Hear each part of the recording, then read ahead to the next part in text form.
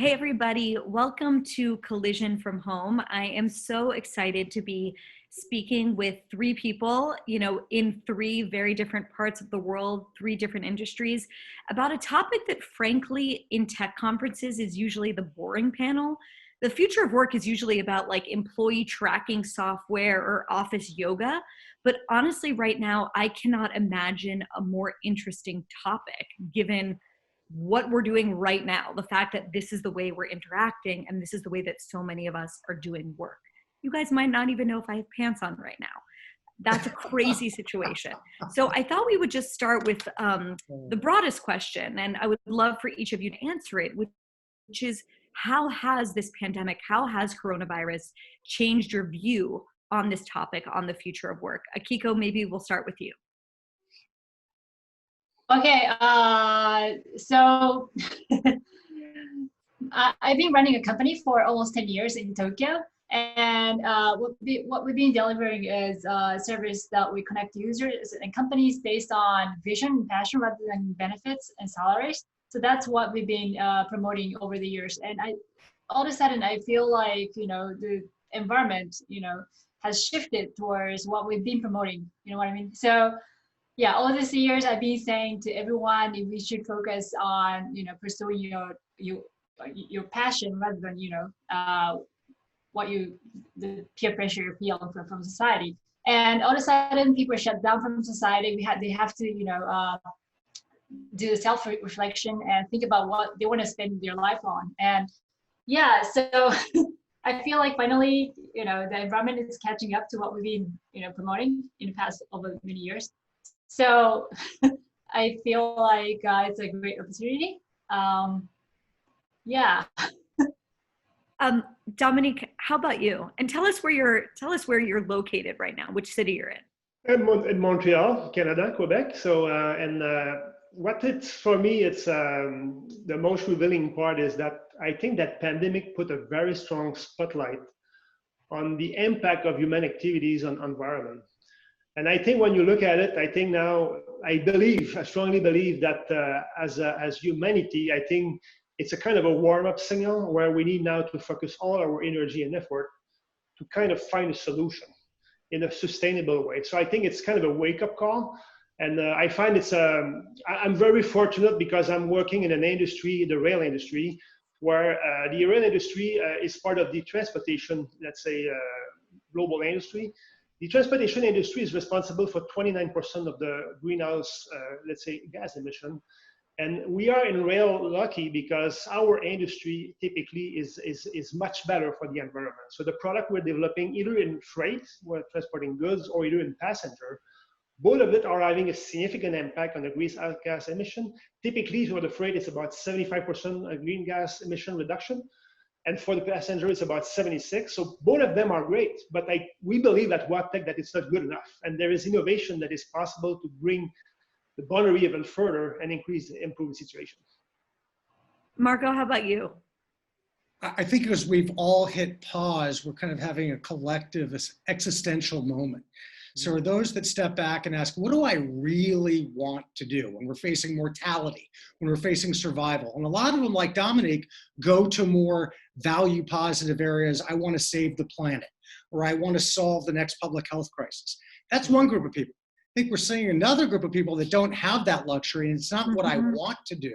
It's what I need to do to put food on the table for my family when tens of millions are unemployed. So for those folks, it's literally hustling, cobbling together several jobs, and doing things that at one point they would have said are beneath them, but now they're in their sweet spot and they simply have no other alternative. Brett Stevens just wrote a really smart column where he talked about the sort of two buckets of workers, those that are the remote, which is all of us, and those that are the exposed, like the guy that I see outside of my window waiting for food from a Greek restaurant to go drive it, around the city to deliver it.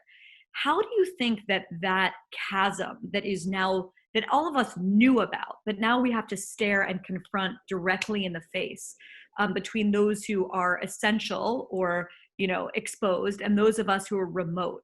Do you think that chasm is going to widen? And Do you see something like UBI as a way to bridge it? What are your thoughts on that, frankly, uncomfortable reality that I think a lot of people have the luxury of averting their eyes from, that now they don't? Any of you, I'm thrilled for you to answer it. I think it's a great question. I think personally, my perception changed a lot, between those two groups. I think that at the moment, I'm privileged to be where I am, but I have so much admiration for the people that are on the front line, helping to save lives and everything. It's being the healthcare system people, or being the delivery guy that deliver things, food at home and so on.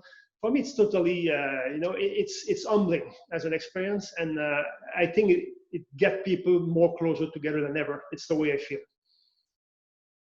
Kiko or Marco?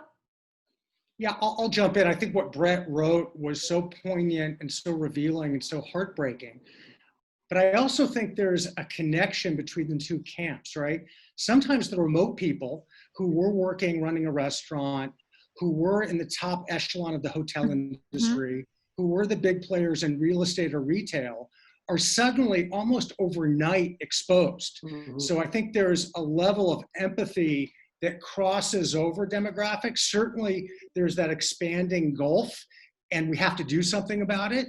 But I think we also have to recognize there's been a sudden and drastic reshuffling, the likes of which no one anticipated. So I want to give you guys all a hypothetical. Imagine there is a 22-year-old kid in front of you, ambitious, hardworking, has a lot of hustle, went to a good school, not a name brand school that, blows everyone's mind.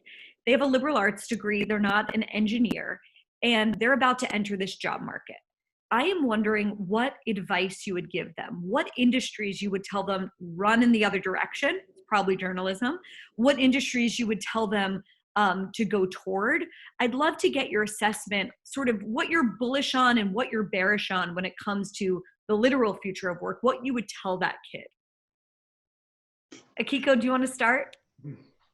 Yeah, I never thought about that question before. Obviously, a tech industry will be a promising field. What I've been observing in Japan in past few months, 2 months, is that still hiring appetite in tech industry is strong. Whereas, essential workers, like, the field that you just mentioned, those, or hotel industry, restaurant industry, those, hiring appetite is dropping really drastically. So yeah, it's obvious that I should, probably recommend tech industry. And yeah, I mean, like, if the person hasn't got degree for computer science, there's still a lot of stuff that person can still do, maybe like marketing or writing, or yeah. So that'll be my advice. Marco?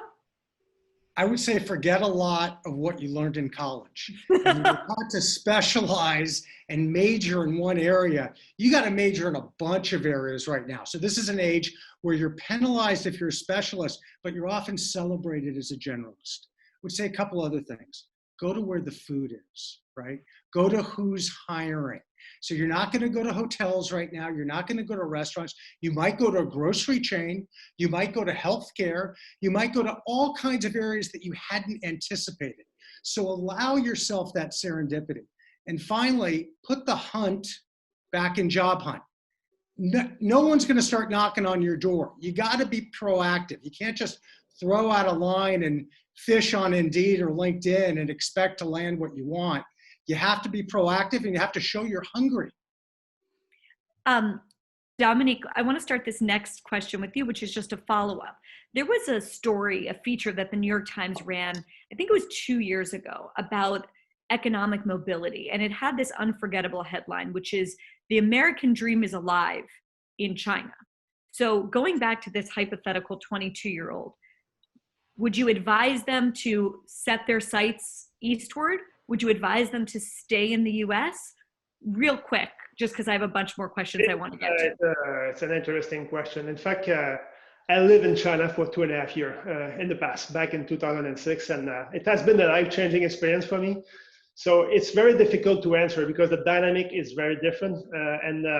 But in my view, there is no right or wrong answer on that, because each piece of the world, is having so much to bring to you. I was fortunate in my life to travel a lot for work and to live abroad and so on. And every single place I live in, I always learn something. I always enjoy it. So for me, there is no right answer.